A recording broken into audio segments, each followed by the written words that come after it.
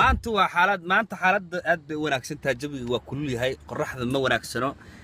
saaxiibkay kaazinkayga samatar long time soo kan dambeeyay waxa ugu dambeysay waaga ninka naagta ka dhacay saaxiib kale waaga roommate-keedan bay ugu dambeysay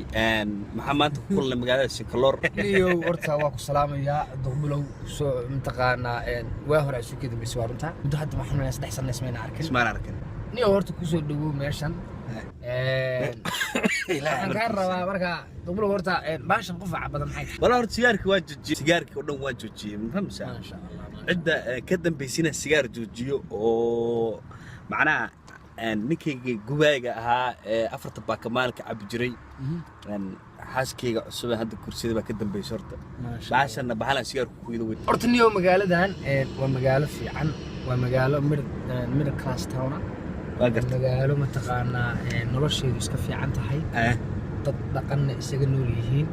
مقالة دولة ديجان كصومالة إثيوبيا عاد وصل بضتي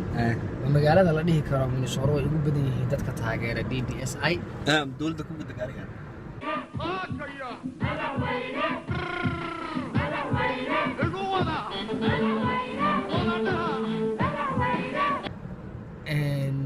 ورجع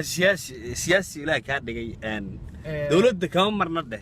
ما يهرت رنتي دولة نلاشينا كنا سياسة دورتوا الباب لقى قال لها الباب لقى بحملها مرها سيد بقى وقرت عوي سيفنا وين وطها سيف وين وطها خاينتها الباب كمية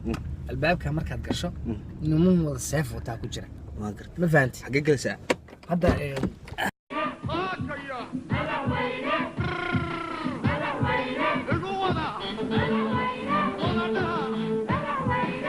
يستاهل كذا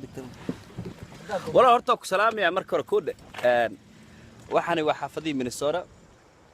guriyaha waa guriyihii Minnesota umada daawanaysa kullu Minnesota mar hore ugu dambeysay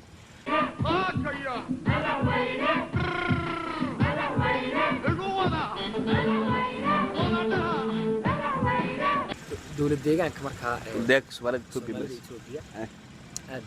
aad bay horumar fiican la taaban karo ballaaran keentay